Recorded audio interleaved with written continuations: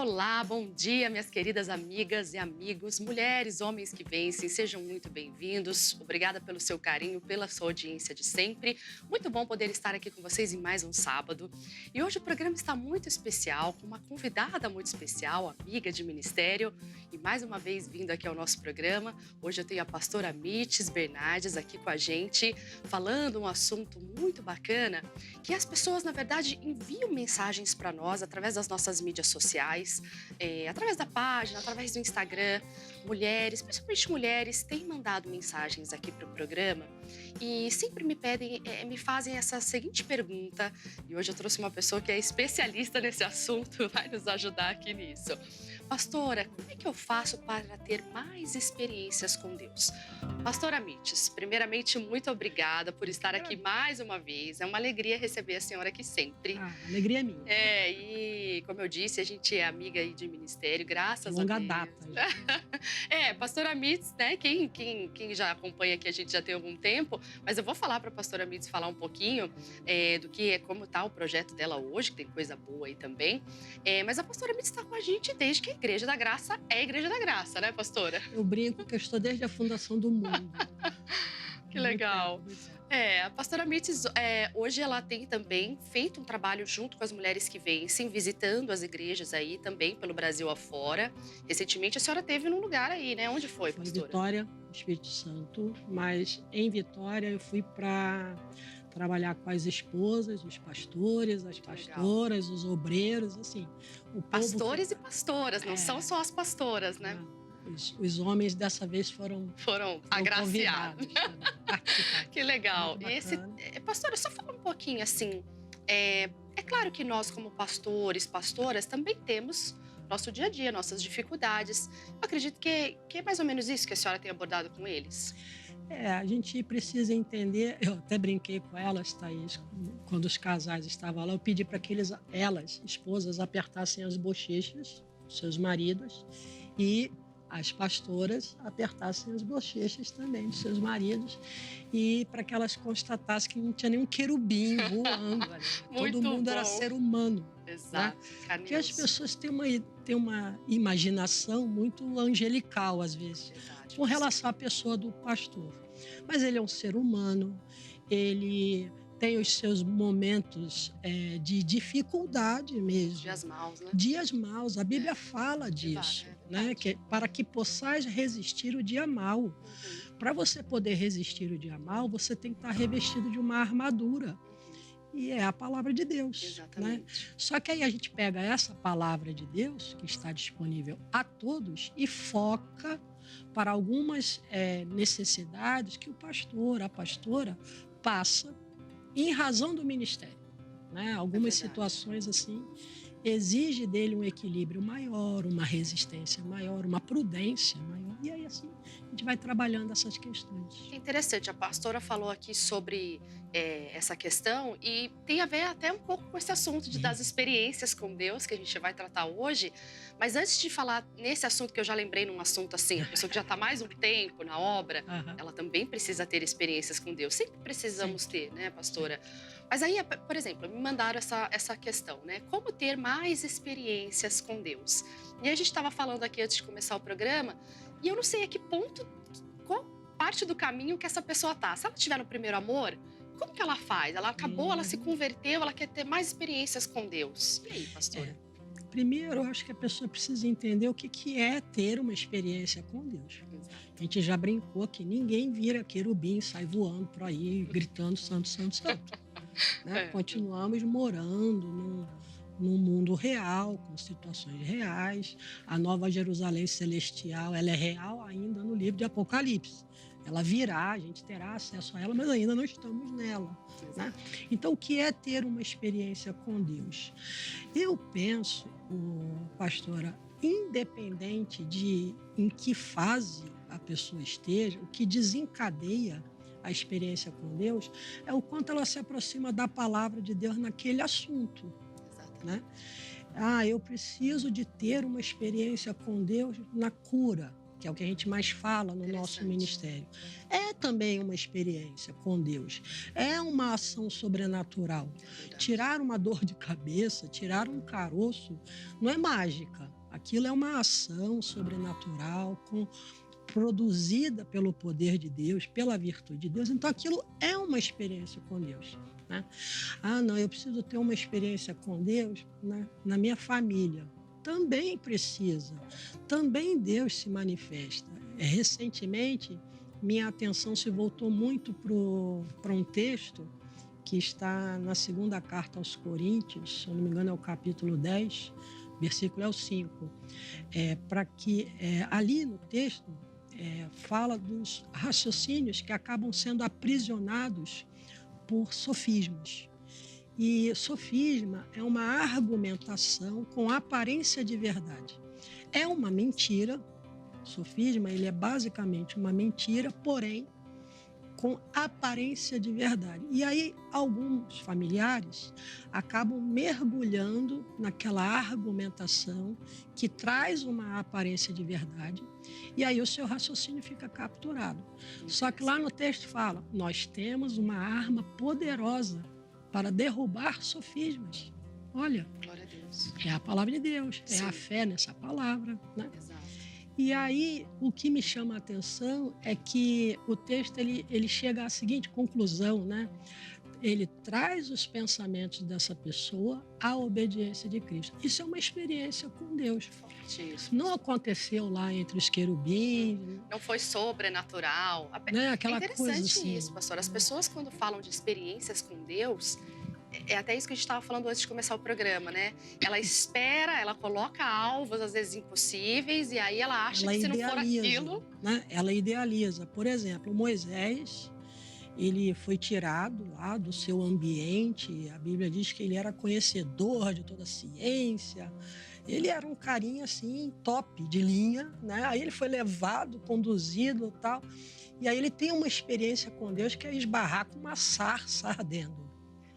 Ali era necessário, porque, primeiro, a gente não tinha nenhuma referência ali para você... Não é Deus, não é Deus. Exato. Deus precisava se manifestar daquela forma. Daquela forma. Só que aí as pessoas agora, nos tempos presentes, acham que vai aparecer uma sarça ardendo. Eu não duvido que Deus possa fazer isso. Mas claro. Será que é necessário? Exato. A sabedoria de Deus é que estabelece de que forma sobrenatural ele vai... Né? Mas as pessoas idealizam. Né? Talvez as pessoas ainda precisem entender que o simples fato de ter a fé na palavra, que já é a presença do próprio Deus, já é ter experiência com Deus, né, pastor? Porque a senhora falou, ter experiência na área da saúde, ter experiência na área familiar, ter uma experiência pessoal, né? Então... Exatamente. Me lembro o apóstolo Paulo. O apóstolo Paulo, algumas pessoas estão começando agora. Antes, ele era um estudioso da lei, era uma pessoa que, na sinceridade dele, achava que estava agradando a Deus. Verdade. Né? Então, na sinceridade dele, agradar a Deus era invadir a casa, arrancar a mulherada pelos cabelos, aquela coisa muito assim. sério. Porque era muito... E ele era muito... Ele levava muito a sério, né? Aquele rigor todo. E ele precisava ter uma experiência, assim, no mínimo diferente. Né? É verdade. E chocante. lá no caminho de Damasco, aí a Bíblia vai contando, né? Aquela, ó, Saulo, por que você me persegue e tal? E aí ele se quebranta e aceita Jesus, mas não bastou, ele ficou cego.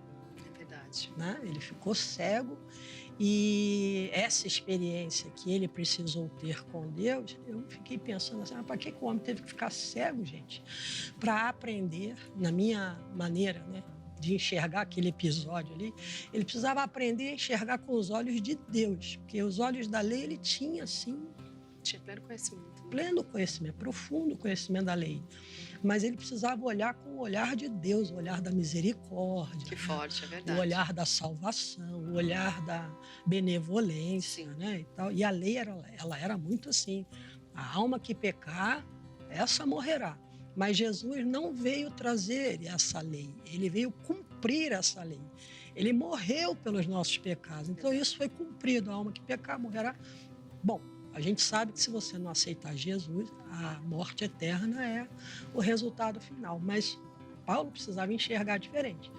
Muito bem, ficou cego. E agora? Como é que ele volta a enxergar? Precisou ir um senhorzinho lá, né? E orar, e aí cair as escamas. Imagina assim, né? Você tá cego lá e cai os negócios dos olhos como se fosse escama. Então, isso é uma experiência de cura que não é bobagem, né? A gente sabe que a cura é importante, mas ela tinha um a mais ali. E Paulo precisava daquela manifestação de... Com certeza. Talvez, então, pelo que a senhora fala, as experiências, é o que eu sempre digo, as experiências são individuais, são os seus momentos ali com Deus, mas, principalmente, ela sempre tem que vir com base na palavra. Eu tenho dito muito isso em reuniões que eu tenho feito. A gente vê um movimento muito grande, pastora, sobre avivamento, né? As pessoas falam muito sobre avivamento. Eu diria até que está um pouco na moda. As pessoas têm falado muito sobre avivamento, avivamento. Qualquer igreja, qualquer canal que você coloque, fala. Mas as pessoas estão esquecendo que o avivamento vem com fundamento, né? Eu acho que quanto mais você cresce em conhecimento, na palavra, aí você já é naturalmente avivado, não é isso, pastor? Sim. E outra, Jesus ele fez um alerta. Errais, não conhecendo as Escrituras e nem o poder. Aí a pessoa quer ter muita experiência no poder, na manifestação sobrenatural, mas ela esquece que precisa estar acompanhado do conhecimento das Escrituras. Do natural, né?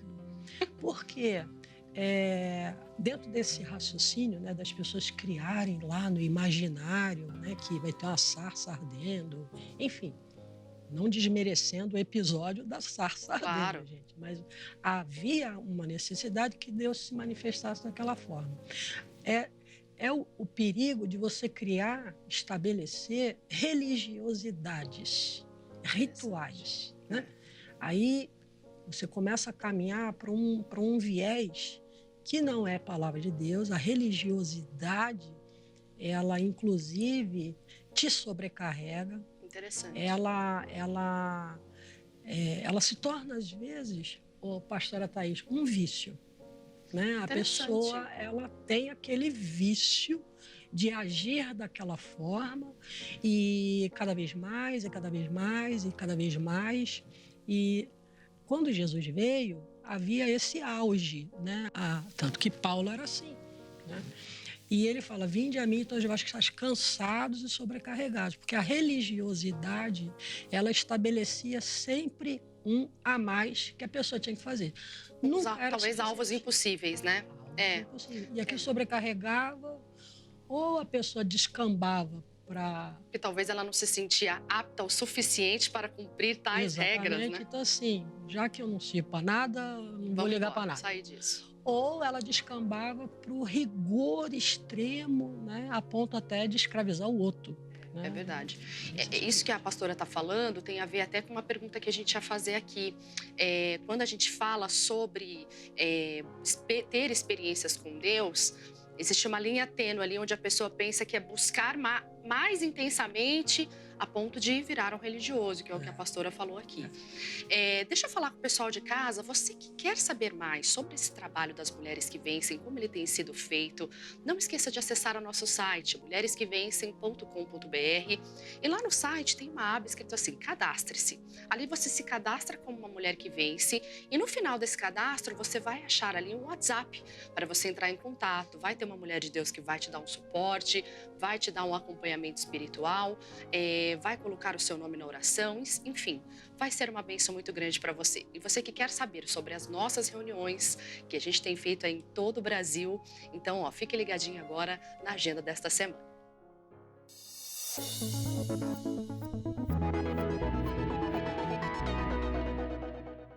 Dia 15 de dezembro, domingo, na região de Guaianazes, às 16 horas, teremos Mulheres que Vencem na Igreja do Jardim São João, Avenida Jaco Pêssego, 3787. No Jardim Las Vegas, região de Santo André, o MQV será às 7h30 da noite, Rua Afonso Maria Zanei, 336. No dia 17 de dezembro, terça-feira, na região de Santo André, às 7 horas da noite, teremos reunião das Mulheres que Vencem, na Vila Pires, Largo 3 de Maio. No interior de São Paulo, na região de Registro, teremos reuniões nas igrejas 7 Barras, às 7h30 da noite, Rua Iguapé 110, E em Cajati, às 7h30 da noite, Avenida dos Trabalhadores, 167. No dia 19 de dezembro, quinta-feira, na Regional de Santo André, teremos o Encontro das Mulheres que Vencem às 2h da tarde, Rua Coronel Fernando Prestes, 36. Dia 21 de dezembro, sábado, na região de Sapopemba, teremos Reunião das Mulheres que Vencem às 16 horas, na Vila Diva, Avenida Sapopemba, 3604. Na região da Lapa, também teremos Mulheres que Vencem, às 18 horas, na Estrada de Taipas, 3678. Para mais informações, acesse e siga nossas redes sociais, @Mulheres que Vencem SP.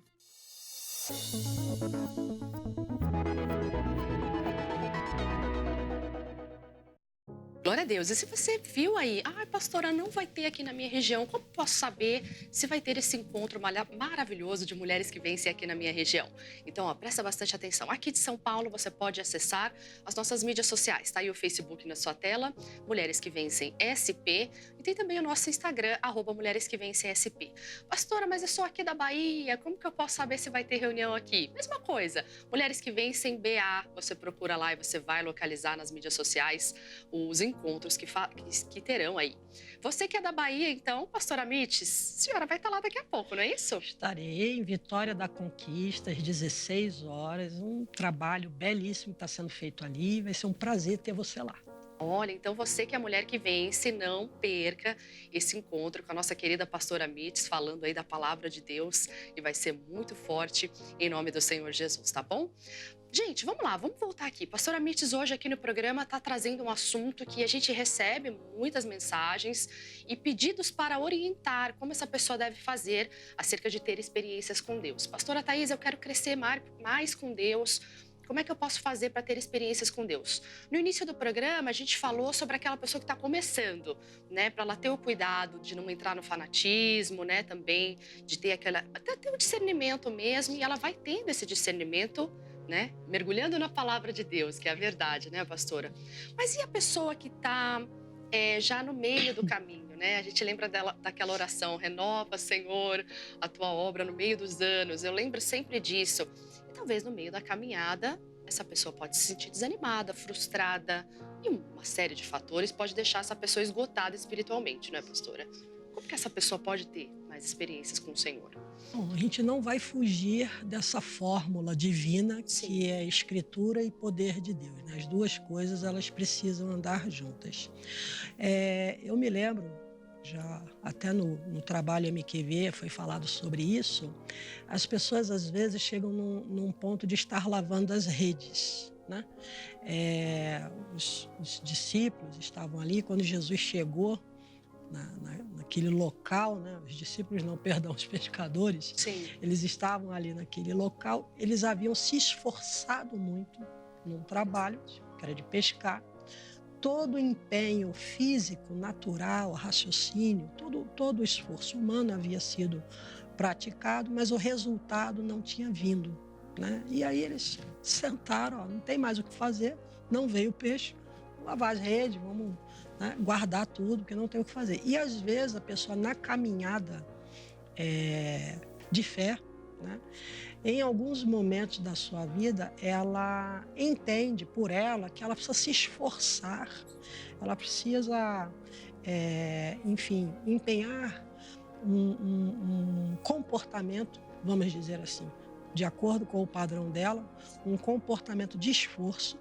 Esforçar na palavra é você se aprofundar na palavra, é você levantar peso, né? As pessoas têm uma tendência a trazer muito para o humano, para o físico, né? E é muito isso que a gente vê ali, né? Eles estão esgotados, cansados, não tem mais jeito. Porém, Jesus dá uma palavra que a gente não sabe ali qual foi, mas Pedro chega e fala: olha, a gente trabalhou a noite inteira, não fizemos mais sobre a tua palavra, então é esse o momento, né? A pessoa que está nesse desgaste, nesse cansaço, vamos dizer, eu costumo referir-me a mim mesma como uma senhorinha com mais de meio século, né? Porque eu já tenho 54 anos. Mas existe aí na psicologia a crise dos 50, né? As crises das fases de idade. Sim. Então, a pessoa quando entra nos 40 anos, agora tem umas minhocas na cabeça, assim, de que está acabando. Com 50 anos, mesma coisa, com 60, e assim cada década Verdade. de existência vai trazendo alguns fantasmas. E a pessoa entende ali na maneira que ela criou de raciocinar que ela não tem mais o que, mas tem. A Bíblia fala que os velhos teriam sonhos. Ou seja, darão frutos, né, pastor? Entendeu? Os velhos, e está se referindo aos velhinhos. E os velhinhos, naquela época, chegavam a 120 anos. Ó. Se eu for nessa linha, não estou nem na metade ainda. Verdade. Né? Então, sempre momento, sempre é possível uma experiência com Deus no sentido de você se reanimar. Né? No sentido de você se enxergar com uma nova ótica. Qual? De quem? Isso, a ótica de Deus. Né? Como que Deus me vê aos 50 anos? Você comentou no início, né, que eu estou desde o começo da Igreja da Graça. Sim, mas eu estou um pouquinho antes disso. Eu comecei quando eu tinha 10 anos. Então, se for olhar cansaço, né, assim, se isso fosse razão para cansaço, desde os 10 anos, né? Hoje, com 54, são 44 anos. Exato. Algumas pessoas falam, não tem mais o que ver. Deus, ele é uma fonte inesgotável. Né? Então, se você busca experiências com Deus, você terá experiências na velhice. Né? Você terá experiências na meia-idade, você terá experiências na todas as fases. Interessante, a pastora falou uma coisa que eu nunca tinha notado. Talvez o esgotamento espiritual venha no momento, talvez, de mudança no ministério, mudança de rumo. A senhora já cuidou dos jovens. Já cuidei de escolinha. Já, de escolinha. Então, assim, cada fase do seu ministério teve que ter um direcionamento na oração, um direcionamento de busca, né? E talvez a hora que essa pessoa está passando esse cansaço seja talvez a hora que ela precise mudar de área, mas ela ainda não percebeu. Talvez seja isso. Olha que interessante, eu nunca tinha pensado por esse lado. A pessoa, às vezes, insiste numa, como é que eu vou dizer, uma metodologia. Sim. Onde ela já está acostumada. E aí eu volto para o Moisés. Moisés, todo mundo conhece a história do Moisés, faraó, né? Da musiquinha. Ele foi para o palácio, né, para aquela vida privilegiada, quando ele era um bebê. Ficou lá até os 40 anos. Então, até os 40 anos, ele era príncipe. Ele dava ordens, ele dormia em lençóis, sei lá de quê, não sei qual era a indústria têxtil da época, mas eu imagino que fosse um negócio assim mais sofisticado, né?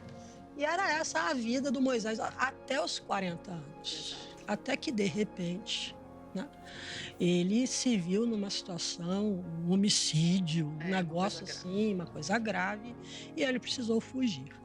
E aí eu ficava encasquetada com esse negócio, caramba, né, por que a pessoa vai para o palácio, né, e depois tem que sair do palácio e ir para um deserto? Aquilo não entrar muito na minha cachola, né, até que eu pensei assim, ele precisou ter a primeira formação lá no palácio para pensar como líder. Exato. Ele não podia viver com os amigos, com a família, porque senão ele ia herdar. Aliás, a mente dele ia se moldar numa mentalidade de escravo. Aquela mentalidade, não posso, não sei, não tenho, não dá. Né? Tem toda a razão.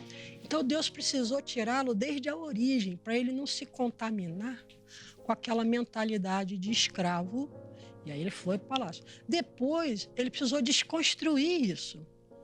Tá bom, meu amigo, você aprendeu a ser líder, você será um líder, mas você vai ser um líder no meu padrão. Exato. Imagina a confusão ali mental, a fadiga espiritual que ele fez. Isso, é aí que eu quero chegar. Essa mudança, ela exige de você um esforço para adaptação, que se você não tiver a ajuda de Deus, você não consegue. Exato. Ali precisou ter, sim, uma sucessão de experiências com Deus, ver a sarça, sabe? E depois ele foi vendo outras, né? Foi tendo pequenas amostras grátis do que Deus ia fazer, do que ele ia ser usado para fazer. Toda a experiência do Moisés durante o deserto foi um preparo para isso. E isso se inicia quando? Aos 80 anos. Só. Eu acho que é interessante isso que a senhora falou, porque muitas pessoas que estão assistindo a gente agora, talvez tenha chegado naquela fase que às vezes ela não consegue nem abrir a Bíblia mais, ela chegou assim num ponto que ela já foi muito usada por Deus, mas hoje talvez ela não tenha percebido que em algum momento Deus estava direcionando ela para alguma outra coisa e ela não teve essa estrutura. E talvez ela não teve essa estrutura porque ela não buscou mais, ela não buscou um direcionamento do porquê. Talvez tenha seguido seus próprios sentimentos, talvez seu próprio pensamento. O que é um erro, né, nosso, muitas vezes. A gente, muitas vezes, é guiado pelas emoções, e esse é um grande erro, né? E eu acho que Deus, na sua infinita misericórdia, sempre mostra, olha, não vai por esse caminho, né? No Moisés, ele precisou de uma atitude ali que eu acho que fez toda a diferença. Renúncia, né? E a pessoa, muitas das vezes, priva-se de experiências com Deus pelo simples fato de não disposta, a renunciar. Exato. Né? Talvez eu acho que então, vamos dizer, eu comecei na escolinha, eu tive que exercer algum nível de renúncia do que eu já sabia. É mais fácil, né? Do que eu conhecia e ir para um outro viés, né? Para um outro viés, que foi dos jovens, que também tive que aprender a renunciar, porque depois eu fui para um outro viés. Né? Aí depois eu casei e Deus foi dando outro. Todo caso existem várias renúncias. Né? Quando minhas filhas eram crianças, eu precisei aprender a renunciá-las, né? Em razão do trabalho. E o versículo que baseava aquele que deixa pai, mãe, filhos. Aí vem a lista. Né? Receberá 100 vezes. Eu falei, mas eu vou ter 100 filhos. Não, aquilo que você renuncia, Deus lhe recompensa com algo com melhor qualidade. Glória a Deus. Então, você tem filhos, né? E você às vezes precisa renunciar, fins de semana, apresentação do balé. Não é? Se a gente compara com a palavra de Deus, parece até bobagem. Não é bobagem, para criança não é bobagem, né? Mas você renuncia e Deus cuida dos pimpolhos, né? Amém, é verdade. Deus cuida do casamento, Deus sabe cuidar. Mas se você fica assim, não, eu vou, mas eu tenho, não, aí você não está deixando Deus cuidar. E aí o coração não fica é abandonar. Frito. Exato. É deixar Deus cuidar, entendeu? Forte. São coisas diferentes. Abandonar é outra coisa. Aí não é renúncia. Renunciar é você abrir mão de algo que é seu, lhe pertence, né? Que ele quiser vir após mim, negue-se a si mesmo, né?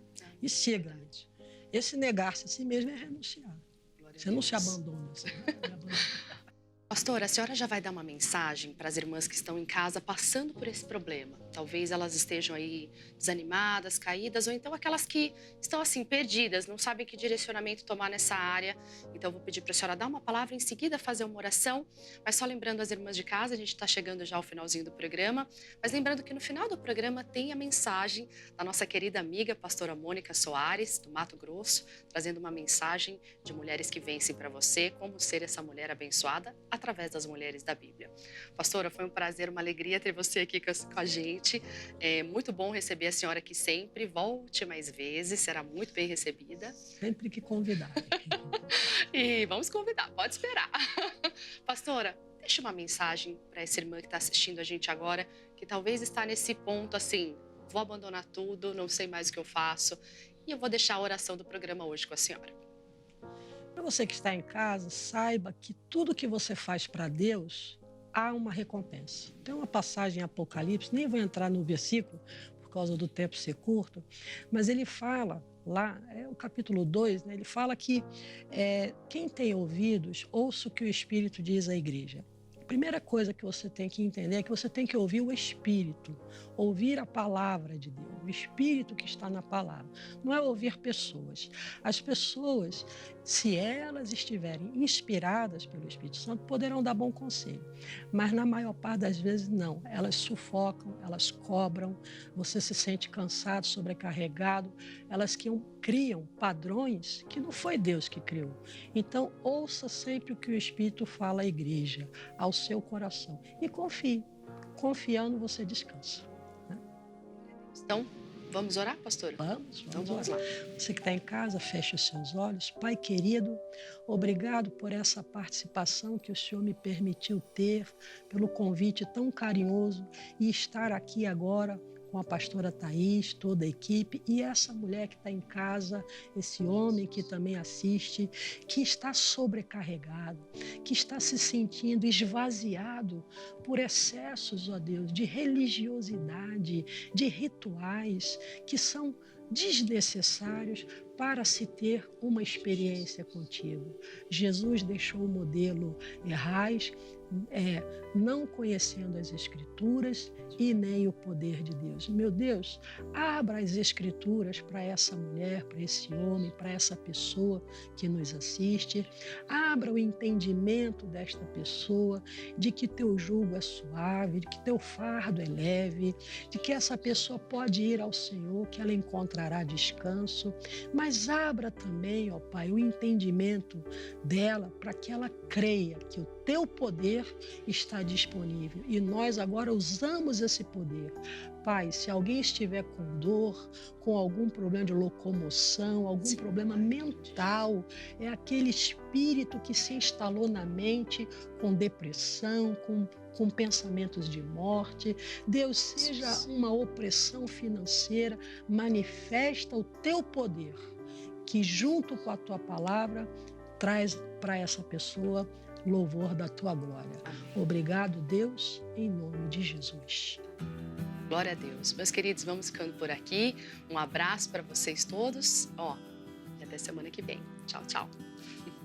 Olá, minhas queridas. Mais uma vez eu estou aqui para falar de mais uma mulher que também teve uma atitude que mudou a sua vida, mudou a sua história. Hoje nós vamos falar sobre Ruth, uma mulher de um coração muito grande, apesar de ser que foi uma mulher de um outro povo, uma mulher que era de Moabe, mas foi uma mulher que, quando conheceu a Deus, deixou-se guiar, deixou-se dirigida por Deus, deixou-se levar pelo que aprendeu acerca do Deus vivo e poderoso. E esta mulher foi uma das noras de Noemi, a mulher que saiu de suas terras, juntamente com seu marido e seus filhos, para a terra de Moabe, porque na época estava tendo escassez de comida, de alimentos em Israel. E eles tomaram a decisão de sair de lá, de Israel, para Moabe.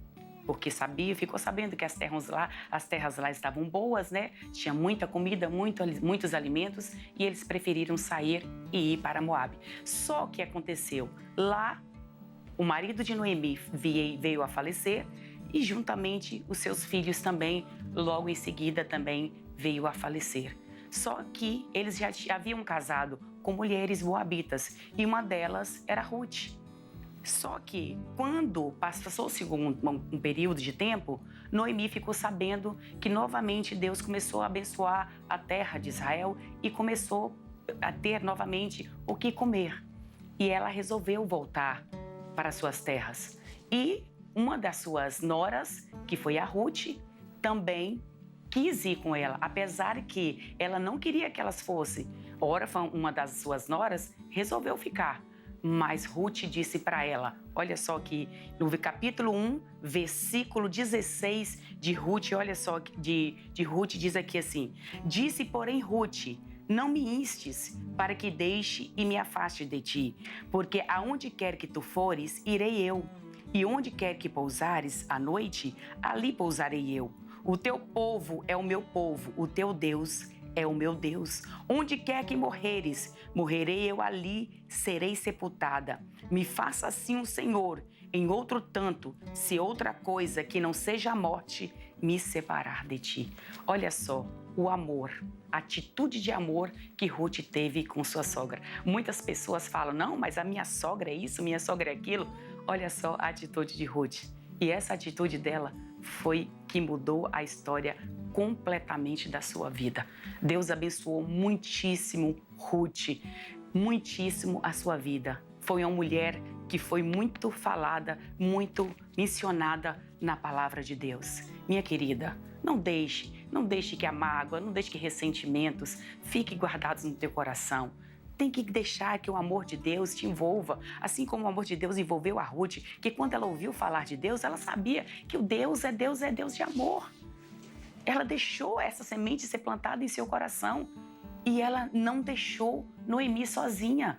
Ela poderia ter ficado com a sua família. Ela largou os pais, largou a sua família, largou o seu povo para cuidar da sua nora, da sua sogra, para cuidar de uma pessoa que estaria sozinha no mundo. Ela sabia que ali ela estaria sozinha. O seu marido já tinha falecido, os seus filhos também. Ela ficaria sozinha. Mas Ruth, ela simplesmente quis cuidar de Noemi e Deus a abençoou. Não fique aí guardando raiva da sua sogra. Aprende, deixe Deus colocar este amor no seu coração. Queira ter este amor dentro do teu coração. E você vai ver como vai ser diferente a sua vida. Você vai ver como a sua história vai ser diferente. De uma mulher amarga, será uma mulher feliz, em nome de Jesus. Que Deus te abençoe, em nome de Jesus.